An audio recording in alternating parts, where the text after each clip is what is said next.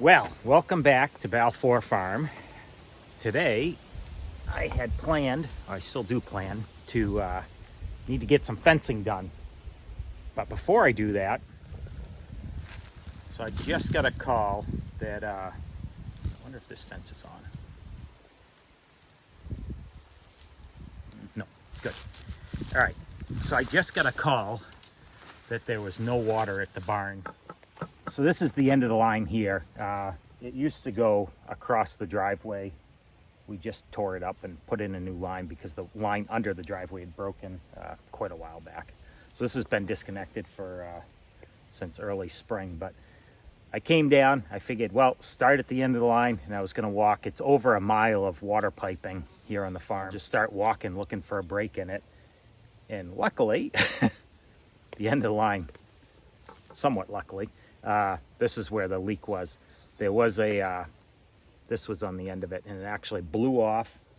And when I came down here, there's water everywhere. It's been raining nonstop, so I didn't think too much of that, but yeah, the end was off. So anyway, this is a good time to extend the line under the driveway. So rather than put this back on, I'll put a coupling. We'll extend the line. Have to fix it anyway, so it's a good time to do it. Part of the plan was we installed a new laneway that you can see. We'll go take a look at in a minute, but I want to run a water line. The water ends right here on the rock wall, and I want to extend it under the driveway. We put in a new pipe to go under there, and I want to extend it all the way out to the end of that laneway so the cows have water. There's 8 acres roughly on the other side of a brook, and that there's no water over there now. So we need to get the water line over there. But first, I need to fix the water line. So what we have is there's a piece of 4-inch pipe that goes under the driveway and goes across. So what my goal is to try and fish a piece of this water line through the pipe.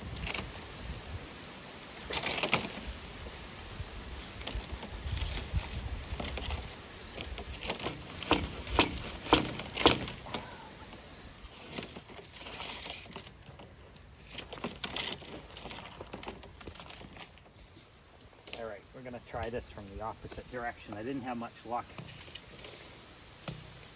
getting it to go through from the other side. Hopefully it goes this way. There's a coupling in them right about there. That's annoying. Well, I think I finally got it. I got it already. Covered in mud, so I did. Anyway, there was a coupling in the middle of the pipe, and it was catching on that, but I think I finally, yeah, there we go, got it to go past. What a pain in the butt that was. It doesn't help that the pipe is filled up with mud, because when the water line broke on the other side, all of the water ran right down into the hole and then through the pipe. It must have been quite the muddy mess. By the time I got down here, the water tank had run dry up the barn, so the water line wasn't running anymore. But you certainly see where it has been made a mess. Alright, so really surprised this end popped off, but I had the clamps. These usually work pretty good. I don't know what happened, but anyway, we're going to use regular hose clamps here, and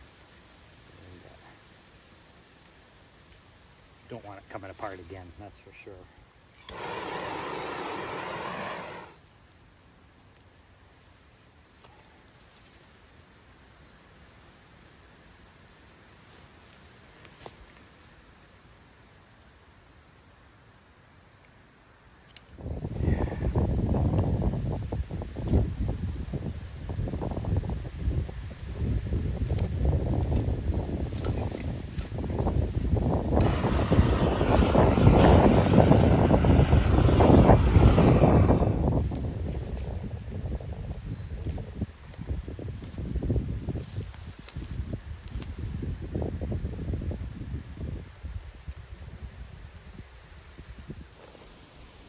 All right, so like I was saying, the plan is to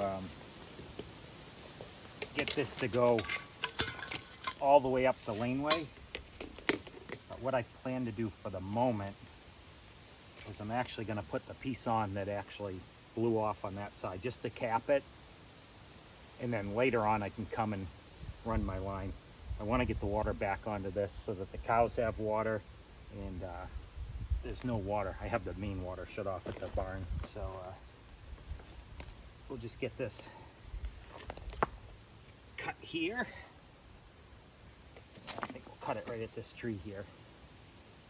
And later on I can just take this piece off and then continue the line. Looks good.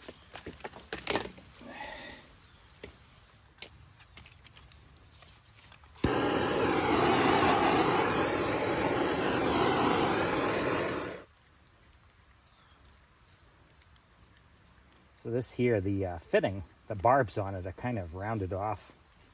I think I've used this fitting quite a few times now, so but I'm hoping that these clamps keep the end on it better than the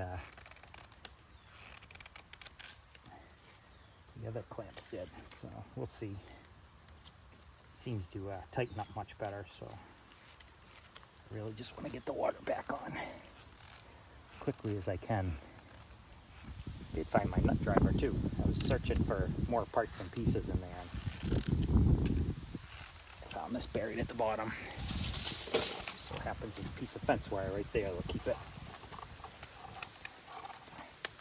going anywhere, hopefully. Okay, well I hope that's fixed. We're gonna run up and turn the water back on and make sure there's no leaks here, but really hoping that is it for the water line work today. Okay, water's back on and no leaks that I can see of, so just turn this on and make sure we have water here.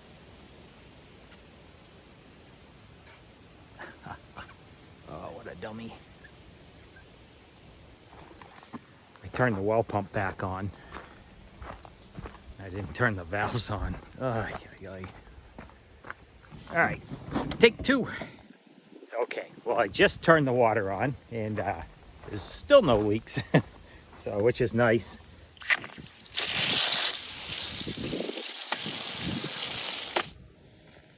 Okay, well that was not what I intended to do as the first project of the day, but it needed to be done, obviously, because the water line was broken. And now I've actually got it under the driveway, so later, maybe today if I get to it, I don't know if I'll get to it now, but I do, like I said, I want to run that water line out. It's about 300 feet, I think, or at least that's how much line I have. So it is going to be 300 feet. When the line ends, that's where it's going to stop. So I'm pretty sure it's enough, but I'll show you what the project is here. All right, so the plan for today is what we had done earlier, and I'll show some video of it, but we've put in a laneway here, and this is for the cows. We have our driveway here, so the barn is up there. We walk the cows down in order to access the west side of the property. Right now I have them out on the big field there grazing, but in order to access the west side, we bring them down the driveway and then bring them into this field here. And in the past, this laneway wasn't here, we just put it in. So the reason for the laneway is in early spring, this time of year it would be fine. It's fairly dry and it's not muddy. But in the early spring, actually there is water running in the brook right now, which is, we've had a lot of rain in the last several days. So the real purpose of this laneway is for a water crossing, and it doesn't look like much now, but in the spring, there is water running now, but in the spring, this is right full of water, and the cows used to have to walk through here, and it got incredibly muddy. So in the early spring, when we really wanted to graze these fields over here, we couldn't get to it. So now we have a little bit of a bridge here to cross the water. So what this laneway will do is it'll allow access to this field here, which is 4 acres roughly, 3.5, 4 acres, I have mowed it already once for hay, just to get, the grass was way too tall to be grazed. So took the first cutting of hay, and probably in about 3 weeks, we'll put cows on it to graze what would be a second cutting of hay. So the project is to get some fence up today. When we had the excavation guy in to put this laneway in, he actually had to take out quite a bit of fence to do it, to get his trucks in and his equipment moved around. That, and we want to put an actual fence on both sides of the laneway so the cows can't wander off it. So they pretty much have to walk where we've put the gravel, and it'll keep them from getting off there and making a mess. All right, so I just need to get back up to the barn. I thought I had enough fencing supplies with me here, but I don't. I need some more fence posts, and then I need a few spring gates that I'm gonna put in.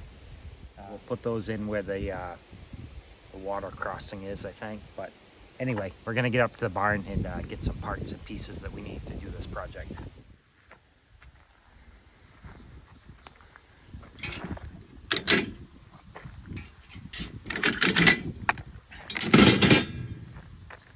Moose, you gonna help me put some fence up, bud? You gonna help? Okay, well, we're finally getting back at it now that it's about 2 o'clock, so a much later start than I thought, but this is always a challenge, trying to put, there was a rock wall right in here, so not sure how good these posts will go in, but we'll give it a shot. Maybe we'll get lucky and miss all the rocks.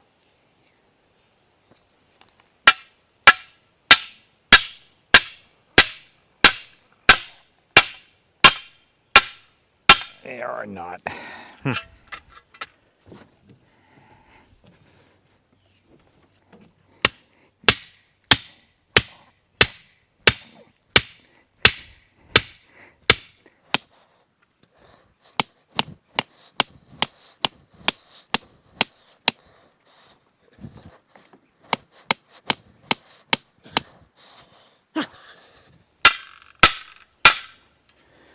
Not only do I have all the rocks here from the rock, what was left of the rock wall, which is probably goes pretty deep. Then we've got this ash tree here, so all the roots are here too.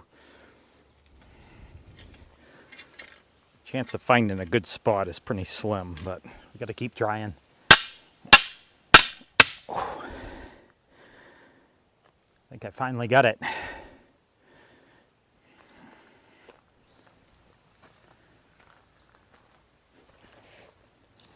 So I always wear safety glasses when putting these posts in. I don't know if you can see it or not, but they have a tendency to, I guess it went that way. They have a tendency to break pieces off. So more than once I've been hit by pieces of flying post.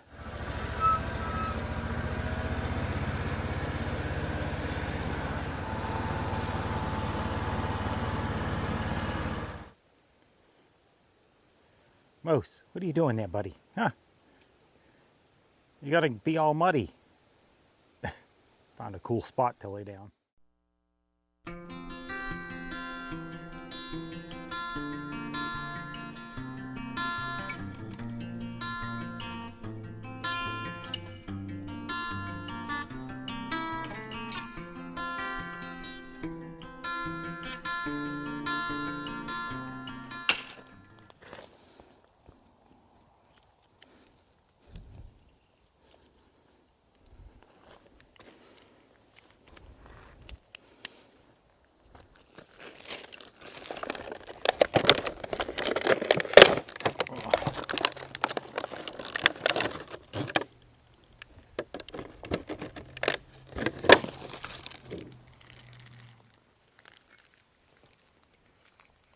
All right, so what we're putting on here is a spring gate right at the edge of the driveway where the cows come in. And what I try and do is I try and keep in mind which way the cows are actually coming when I put in a spring gate. So the cows will be coming from down the driveway and then making a right turn coming in here. So what I do is I'm going to put the handle on this side so that if I ever want to, I can undo the handle and I can kind of stretch it across the driveway. And as the cows come down, they would go in. Normally we just put a rope across the driveway, but if something were to go wrong or you're in a hurry, it's a lot easier just to grab this. You can stretch it across, and if I were to have it on that corner, it'll just hang there when it's the cows are coming down, so it wouldn't do me any good. So these aren't actually my favorite connectors. These just have a plastic snap-on connector that goes on there, and not overly thrilled with them the way they work. There's a better one that has a metal connector with a twist screw, but the supply store, feed store, didn't have any of them, so we'll just have to deal with this now. So that just goes in there like that. There's a little pin, and then our electric fence will come and hook to this, so it'll actually charge this at the same time. Okay, well, I haven't even got this done yet, and I've changed my mind on how I'm going to do it. So these are the absolute junk. Really don't like them. The connectors that come with the spring gate. So what I did was I fished around in the gator, and I have some of these. They actually wrap around the T-post, so they're much more secure. So when I was just going to hook up the spring gate, I just gave it a little bit of a tug, and this kind just pulls right off. It wouldn't go anywhere, most likely, if once the rest of the fence was tied into it, it would kind of keep it to the post, but why take the chance? I really like these. So we're gonna redo what I just did.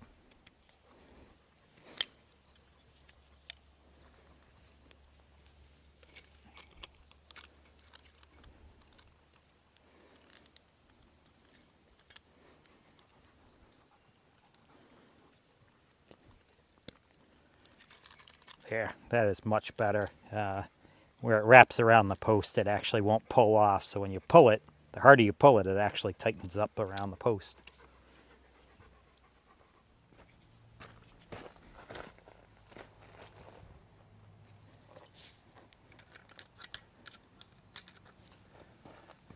There, that is so much better. So I left this opening much wider than the actual laneway, mostly because at some point I'll need to get possibly get the mower, tractor, hay equipment through here because we do sometimes, very rarely, but sometimes we actually mow this field. Well, it is the end of the day now, and not completely done with this project, but I thought I would show you what we've got done today. I'd really hoped to get a lot further, but the water problem and the well problem has been a problem all day long. So we've nearly got the fence done here. The only part I haven't got done was there's a small part that runs up along the rock wall that I had to completely redo. Apparently when the excavator came in, he managed to somehow get tangled up in it and ripped out quite a bit of fence. But anyway, all the rest is done here, and I'll show you what the laneway looks like. And then I did do the perimeter on the 4-acre field out front, and I still have the 4-acre field in the back to do. So this is the laneway here. There is a spring gate to close off going further out, and that's the reason for that is this is actually the first paddock, which is about just over an acre or so. So the driveway is right there. This will be the first paddock they graze. The spring gate closes off so they can't walk out the laneway. So we set this up here with handles, and the gates just kind of swing across and then latch over here so that when we want them to go down the laneway, they just like on the big field, it diverts them. So it closes off the laneway and diverts them out into the paddock. This 4-acre field, the way we graze it is we put a divider line right down the middle. So there's 2 acres on this side, 2 acres on the other side, and we kind of strip graze it. So they get the first 1-acre paddock one day, and then we take down the divider line so they get 2 acres the second day. but there's not much grass in here because they grazed it the day before. So, and then we move them on to the next paddock.